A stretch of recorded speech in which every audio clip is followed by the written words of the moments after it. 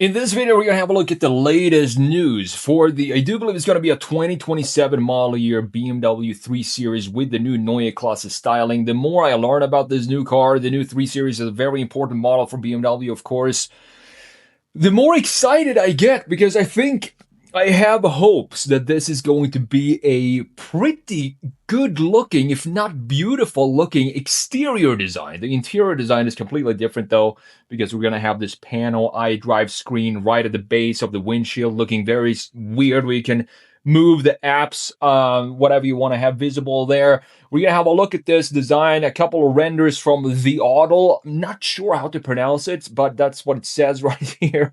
And also the spy photos from Car Scoops. I'm going to link everything down below in the description when we jump into Photoshop here. But first of all, let's check out this article from Car Scoops because we have some power numbers now for the replacement of the M340i that we currently have. And the numbers look great. The drivetrain overall looks great. We're not going to get a manual transmission, unfortunately. It would be nice to have that, but check this out. So BMW's next baby M3 could make as much power as yesterday's real M3. So the combustion M350 is expected to get around 420 horsepower from a turbocharged six-cylinder engine. Not bad at all. It replaces today's M340i. The new M350 is expected to stick with a 3-liter turbocharged inline 6. It's probably going to sound pretty good. I think even though we have all these new restrictions in Europe for decibel levels for exhaust pipes, some manufacturers, BMW included, they're pumping in some noise artificially into the cabin, which I don't really mind, because if we have these restrictions, as a driver, you still want to be able to hear the engine. So pumping in a little bit, it really doesn't bother me personally, because it's still the natural sound from the engine, just enhanced a little bit. Around 420 horsepower from this new inline, the same inline 6. That would represent a healthy bump from the current M340s with 382 horsepower, which is still great numbers and come pretty close to the 425 horsepower generated by the F30 M3 from 2014 to 2018. So this is going to be a pretty quick performance vehicle, this new 3 Series. Will likely be mated to an 8-speed automatic, which is fine. We don't get a manual in this case. Standard all-wheel drive with the xDrive. Probably going to get a rear-wheel drive variant as well. There's no hiding the M350's sharper stance, but familiar silhouette. And that's the thing here. If you look at these pictures, I actually think it looks very, very good from pretty much every single angle. The proportions, which is the most important thing when it comes to a BMW, are the proportions. They look spot on, to be honest, with this Generation 3 Series. And that is the reason why I still have my hopes up that this is finally going to be I would call it, hopefully, beautiful looking exterior for a new BMW. So this generation of combustion 3 Series is particularly interesting because it bridges old and new BMW's philosophies. The upcoming all-electric 3 Series will ride on BMW's new Neue Klasse platform. This one rides on the old one, though. Evolved a little bit, obviously, compared to the current G20. The car's proportions hide slim headlights and a Neue Klasse style visor grille. And I do think this new grille, we saw it on the iX3, and it actually looks good. The only thing I don't like with the iX3 are the kidneys a little bit too thin. I made a redesign on the video, just extended the width of the kidneys a little bit. If you want to go and check that out, that's here on the channel. But other than that, I do really think this Neue Klasse is a good step forward for BMW when it comes to design language. Nicely sculpted in cleaner lines, surfaces here as well. There will also be a wagon version for Europe. We don't get the wagons here. Just bring the wagons over here to the US, and hopefully, I have hope that people would actually buy wagons more now than they would consider it 10 years ago, because I think maybe people are getting a little tired of crossover SUVs everywhere, still want to have the same sort of space, luggage space and interior space, but you want to have a sporty driving experience. That's what wagons are for, and they look great as well. BMW's full-width head-up display, unfortunately, is going to be inside of this new iDrive infotainment panel system that we have here, combined with updated materials and more minimalist layout. The interior is probably not something I'm going to be a fan of. I can tell that, I can sort of see that already because we've seen the concept of the panel iDrive and what that looks like. Production of the new M350 is scheduled to begin in November 2026, meaning we could probably see the unveil late next year, and this could be the last combustion power 3 Series to carry the M Performance badge. I don't think that's going to happen. I think we are seeing a turn now back towards hybrids, plug-in hybrids, internal combustion engines, away a little bit more from EVs, and I don't think this is going to be the last internal combustion engine with 3 Series at all. The M team is also working on a new combustion M3, of course, that will live alongside the first ever electric M3 and should have more than 550 horsepower. So an electric M3, I think if anybody can make an EV stand out from the rest of the EV lineup, and every single EV feeling exactly the same when it comes to driving experience, is going to be BMW, because the best EV I've ever driven is the i4 M50, I think that's called. The most powerful i4. It felt like something different when I drove that vehicle. Fantastic vehicle. So the new M3, I'm very excited to hear people's opinions when they drive it for the first time. Is it changing? Is it different from every other EV? Now, looking at the photos here again, the proportions from a side view just look beautiful. These are the type of proportions I want to see. 3-box proportions.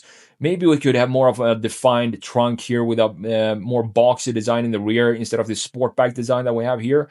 But other than that, the rear and 3/4 rear view look is great as well, in my opinion. It's just spot on, the proportions.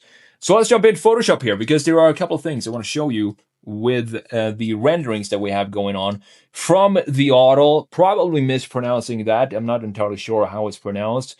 But those are the renderings to the right. I do think they are pretty close. Not the lower section of the front end is definitely not what we're going to see in the production version, because this is taken straight from the current 330 or 3 Series right here. So this is definitely going to change. You can see how much more minimalist it is on the in the spy photos. We have just 2 parallel lines like this, and I don't think we're going to have any weird graphics going on in the sides here. Hopefully not. Hopefully they dial it down a little bit. Don't go crazy like we have here with the current 3 Series. This is too much going on. Too many angles that don't have any sort of connection to each other.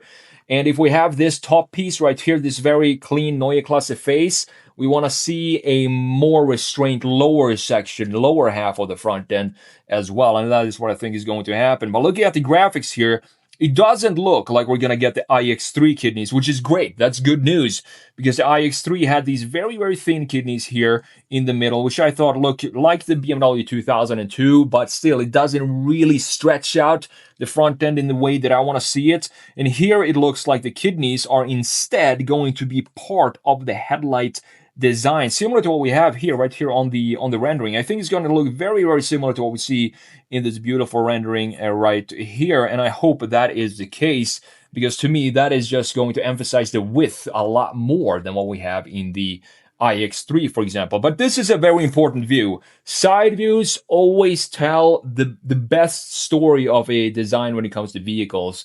The proportions, the layout of everything, and how the car sits on the ground. And I do think this looks very good, because we have a nice, the A-pillar here goes down, and then we have a nice hood just stretching straight out. And this is what you want to see for internal combustion engine versions of BMW specifically. Just a clearly designed hood that stretches out. A-pillar goes down, shoots out straight forward, and that is exactly what we get.